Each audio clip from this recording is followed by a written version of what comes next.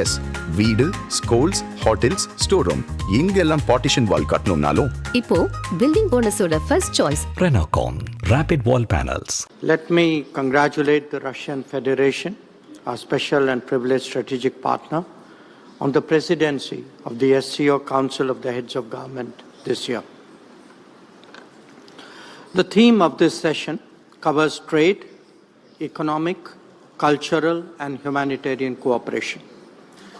Let me summarize India's approach to the trade and economic issues that were discussed in the last session. We assess the global economic situation to be particularly uncertain and volatile currently. Supply-side risks have been aggravated by demand-side complexities. There is consequently an urgent requirement to de-risk and diversify. This is best done by as many of us forging the widest possible economic links. For that to happen, it is essential that this process be fair, transparent and equitable. India's endeavors to conclude free trade arrangements with many of you here are relevant.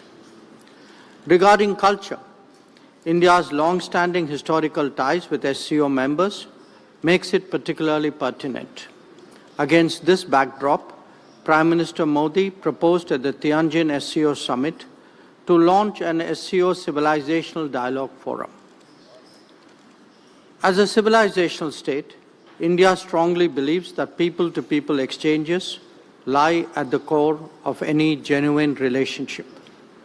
Facilitating greater interaction between our intellectuals, artists, sports people and cultural icons will pave the way for deeper understanding across the SCO. We also have a growing record of collaborative activities with regard to cultural exchanges. The exposition of sacred Buddhist relics in many of your countries is a notable example. India is also willing to extend its considerable experience of heritage conservation in Southeast Asia to Central Asia. Regarding humanitarian cooperation, this is important in an era of climate change, pandemics and conflicts. Recognizing that, we have provided cancer treatment equipment to some SCO members. Similarly, India's supplies of vaccines and essential medicines reflected that commitment during difficult times. During the recent earthquakes in Afghanistan, Indian relief assistance reached the affected areas the very same day. Our initiative for the Coalition for Disaster Resilient Infrastructure also merits your attention. Let me now turn to the modernization of the SCO.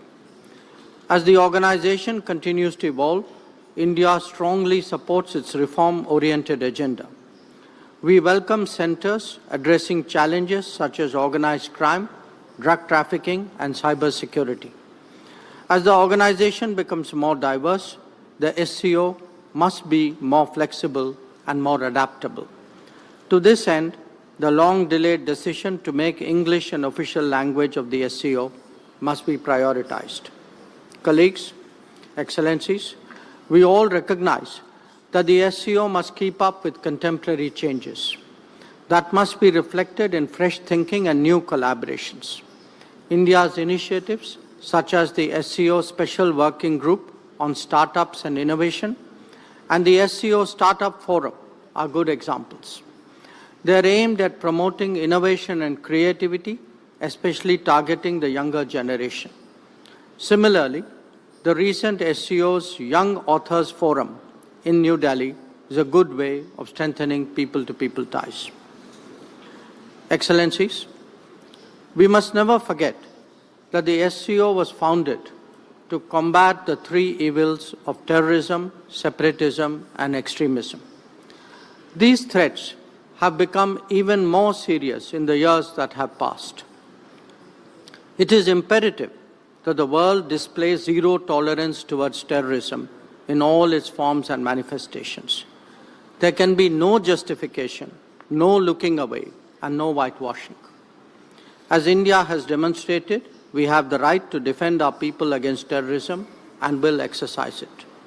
In conclusion, India believes that SCO must adapt to the changing global landscape, develop an expanded agenda, and reform its working methods. We will contribute positively and fully to these objectives. I thank you.